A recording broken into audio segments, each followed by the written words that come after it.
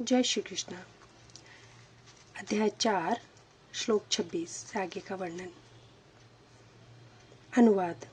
इनमें से कुछ विशुद्ध ब्रह्मचारी श्रवणादि क्रियाओं तथा इंद्रियों को मन के नियंत्रण रूपी अग्नि में स्वाहा कर देते हैं, तो दूसरे लोग नियमित गृहस्थ इंद्रिय विषयों को इंद्रियों की अग्नि में स्वाहा कर देते हैं। तात्पर्य: मानव जीवन के चारों आश्रमों के सदस्य ब्रह्मचारी, गृहस्थ, वानप्रस्थ तथा सन्यासी पूर्ण योगी बनने की निमित्त हैं। मानव जीवन पशुओं की भांति इंद्रिय तृप्ति के लिए नहीं बना है। अतएव मानव जीवन के चारों आश्रम इस प्रकार व्यवस्थित हैं कि मनुष्य आध्यात्मिक जीवन में पूर्णता प्राप्त कर सके। ब्रह्मचारी या शिष्यगण प्रामाणिक गुरु की देखरेख में इंद्रिय तृप्ति से दूर रहकर मन को वश में करते हैं। वे कृष्ण भावनामृत से संबंधित शब्दों को ही सुनते हैं। श्रवण ज्ञान का मूलाधार है। अतः शुद्ध ब्रह्मचारी सदैव हरेर नामानु कीर्तनम अर्थात भगवान के यश के कीर्तन तथा श्रवण में ही लगा रहता है। वह सांसारिक शब्द ध्वनियों से दूर रहता है और उसकी श्रवणेन्द्रियां हरे कृष्ण की आध्यात्मिक ध्वनि को सुनने में ही लगी रहती हैं। इसी प्रकार से गृहस्थ भी, जिन्हें इंद्र तृप्ति की सीमित छूट है, बड़े ही संयम से इन कार्यों को पूरा करते हैं। यौन जीवन, मादक द्रव्य सेवन और मांसाहार मानव समाज की सामान्य प्रवृत्तियां हैं, किंतु संयमित गृहस्थ कभी भी यौन जीवन तथा अन्य इंद्रिय तृप्ति के कार्यों में अनियंत्रित रूप से प्रवृत्त नहीं होता। इसी उद्देश्य से प्रत्येक सभ्य मानव समाज में धर्म विवाह का प्रचलन है। यह संयमित अनासक्त यौन जीवन भी एक प्रकार का यज्ञ है, क्योंकि संयमित गृहस्थ उच्चतर दिव्य जीवन के लिए अपनी इंद्रिय तृप्ति की प्रविष्टि ही की आहुति कर देता है। श्लोक 27। अनुवाद। दूसरे जो मन तथा इंद्रियों को वश में करके आत्म साक्षात्कार करना चाहते हैं, संपूर्ण इंद्रियों तथा प्राणवायु के कार्यों को संयमित मन रूपी अग्नि में आहुति कर देते हैं। तात्पर्य: यहाँ पर पतंजलि द्वारा सूत्रबोध योग पद्धति का निर्देश है। पतंजलि कृत्य योग सूत्र में आत्मा को प्रत्यगात्मा तथा परागात्मा कहा गया है। जब तक जीवात्मा इंद्रिय भोग में आसक्त रहता है, तब तक वह परागात्मा कहलाता है, और जो ही वह इंद्रिय भोग से विरत हो जाता है तो प्रत्यगात्मा कहलाने लगता है। जीवात्मा के शरीर में 10 प्रकार के वायु कर्णशील रहते हैं और इसे श्वास प्रक्रिया प्राणायाम द्वारा जाना जाता है।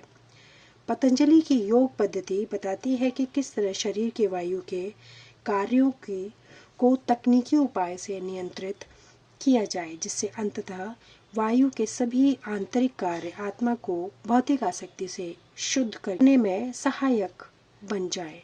इस योग पद्धति के अनुसार प्रत्यगात्मा की चरम उद्देश्य है। यह प्रत्यगात्मा पदार्थ की क्रियाओं से प्राप्त की जाती है। इंद्रियां इंद्रिय विषयों से प्रतिक्रिया करती है तथा यथा कान सुनने के लिए, आंख देखने के लिए, नाक सूंघने के लिए, जीभ स्वाद के लिए तथा हाथ स्पर्श के लिए है, और ये सब इंद्रियां मिलकर आत्मा से बाहर के कार्यों में लगी रहती हैं। ये ही कार्य प्राणवायु के व्यापार क्रियाएं हैं।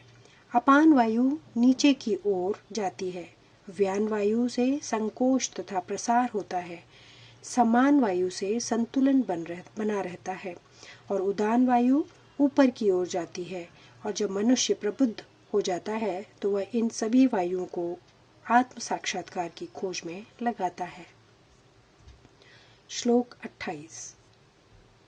अनुवाद। कठोर व्रत अंगीकार करके कुछ लोग अपनी संपत्ति का त्याग करके, कुछ कठिन तपस्या द्वारा, कुछ अष्टांग योग पद्धति के अभ्यास द्वारा अथवा दिव्य ज्ञान में उन्नति करने के लिए वेदों के अध्ययन द्वारा प्रबुद्ध बनते हैं। तात्पर्य: इन यज्ञों के कई वर्ग किए जा सकते हैं। बहुत से लोग विविध प्रकार के दान पुण्य द्वारा अपनी संपत्ति का यजन करते हैं। भारत में धनाढ्य व्यापारियों या राजवंशी अनेक प्रकार की धर्मार्थ संस्थाएं खोल देते हैं, यथा धर्मशाला, अन्न क्षेत्र, अतिथिशाला, अनाथालय तथा विद्यापीठ। अन्य देशों में भी अस्पताल। अन्य देशों में भी अनेक अस्पताल बूढ़ों के लिए आश्रम तथा गरीबों को भोजन, शिक्षा तथा चिकित्सा की सुविधाएं प्रदान करने के दातव्य संस्थान हैं। ये सब दान कर्म द्रव्यमय यज्ञ हैं। अन्य लोग जीवन में उन्नति करके अथवा उच्च लोकों में जाने के लिए चांद्रायण तथा चातुर्मास जैसे विविध तप करते हैं। इन विधियों के अंतर्गत कतिपय कठोर नियमों के अधीन कठिन व्रत करने होते हैं।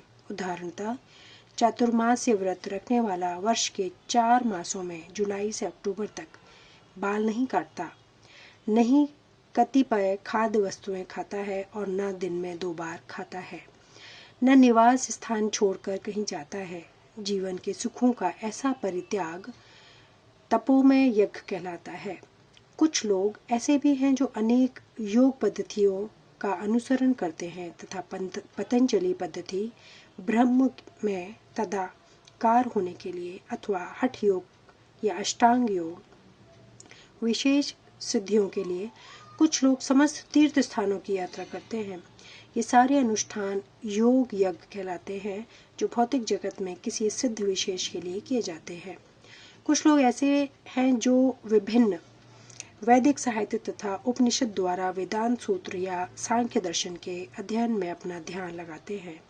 इसे स्वाध्याय यज्ञ कहा जाता है। ये सारे योगी विभिन्न प्रकार के यज्ञों में लगे रहते हैं और उच्च जीवन की तलाश में रहते हैं, किंतु कृष्ण भावनामृत इनसे पृथक है क्योंकि वह परमेश्वर की प्रत्यक्ष सेवा है। इसे उपर्युक्त किसी भी यज्ञ से प्राप्त नहीं किया जा सकता, अपितु भगवान तथा उनके प्रामाणिक भक्तों की कृपा से ही प्राप्त किया जा सकता है। फलतः कृष्ण भावनामृत दिव्य है। श्लोक 29। अनुवाद।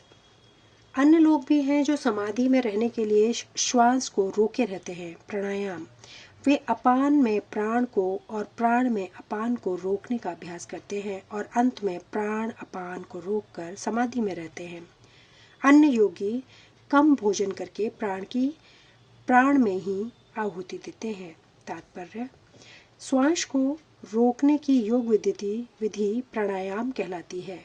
प्रारंभ में हठियों के विविध आसनों की सहायता से इसका अभ्यास किया जाता है। ये सारी विधियां इंद्रियों को वश में करने तथा आत्म साक्षात्कार की प्रगति के लिए संस्तुत की जाती है। इस विधि में शरीर के भीतर वायु को रोका जा सकता है जिससे वायु की गति की दिशा उलट सके। अपान वायु निम्नगामी अधोमुखी है और प्राण वायु ऊर्ध्वगामी है। प्राणायाम में योगी विपरीत दिशा में श्वास लेने का तब तक अभ्यास करता है जब तक दोनों वायु उदासीन होकर पूरक अर्थात सम नहीं हो जाती। जब अपान वायु को प्राण वायु में अर्पित कर दिया जाता है तो इसे रेचक कहते हैं। जब प्राण तथा अपान वायु को पूर्णतः रोक दिया जाता है तो इसे कुंभक योग कहते हैं। कुंभक योगाभ्यास द्वारा मनुष्य आत्म सिद्धि के लिए जीवन अवधि बढ़ा सकता है। बुद्धिमान योगी एक ही जीवन काल में सिद्धि प्राप्त करने का इच्छुक रहता है, वह दूसरे जीवन की प्रतीक्षा नहीं करता।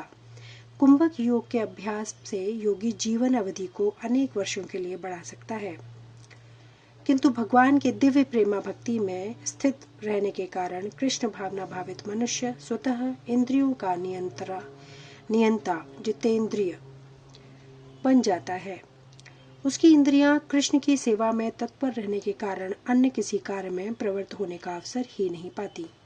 फलतः जीवन के अंत में उसे स्वतः भगवान कृष्ण के दिव्य पद पर स्थानांतरित कर दिया जाता है। अतः वह दीर्घ जीवी बनने का प्रयत्न नहीं करता, वह तुरंत मोक्ष पद को प्राप्त कर लेता है, जैसा कि भगवत गीता में कहा गया है। जो व्यक्ति भगवान की निश्चल भक्ति में प्रवृत्त होता है वह प्रकृति के गुणों को लांघ जाता है और तुरंत आध्यात्मिक पद को प्राप्त होता है। कृष्ण भावना भावित व्यक्ति दिव्य अवस्था से प्रारंभ करता है और निरंतर उसी चेतना में रहता है, अतः उसका पतन नहीं होता और अंततः वह भगवत धाम को जाता है। कृष्ण प्रसादम को ही खाते रहने से स्वतः कम खाने की आदत पड़ जाती है। इंद्रिय निग्रह के मामले में कम भोजन करना, अल्पाहार अत्यंत लाभप्रद होता है और इंद्रिय निग्रह के बिना भव बंधन से निकल पाना संभव नहीं है। श्लोक 30। अनुवाद। ये सभी यज्ञ करने वाले यज्ञों का अर्थ जानने के कारण पाप कर्मों से मुक्त हो जाते हैं और यज्ञों के फल रूपी मृत को चखकर परम दिव्य आकाश की ओर बढ़ते जाते हैं। तात्पर्य। विभिन्न प्रकार के यज्ञों तथा यथा द्रव्य यज्ञ, स्वाध्याय यज्ञ तथा योग यज्ञ पर्युक्त व्याख्या से यह देखा जाता है कि इस सब का एक ही उद्देश्य है और वह है इंद्रियों का निग्रह। इंद्रिय तृप्ति ही भौतिक अस्तित्व का मूल कारण है। अतः जब तक इंद्रिय तृप्ति से भिन्न धरातल पर स्थित न हुआ जाए तब तक सच्चिदानंद के नित्य धरातल तक उठ पाना संभव नहीं है। यह धरातल नित्य आकाश या ब्रह्म आकाश में है। उपर्युक्त सारे यज्ञों से संसार के पाप कर्मों से विमल हुआ जा सकता है। जीवन में इस प्रगति से मनुष्य न केवल सुखी और ऐश्वर्यवान बनता है अपितु अंत में वह निराकार ब्रह्मा के साथ तादात्म्य के द्वारा या श्री भगवान कृष्ण की संगति प्राप्त करके भगवान के शाश्वत धाम को प्राप्त करता है। श्लोक 31 से आगे का वर्णन अगले वीडियो में। धन्यवाद। जय श्री कृष्ण।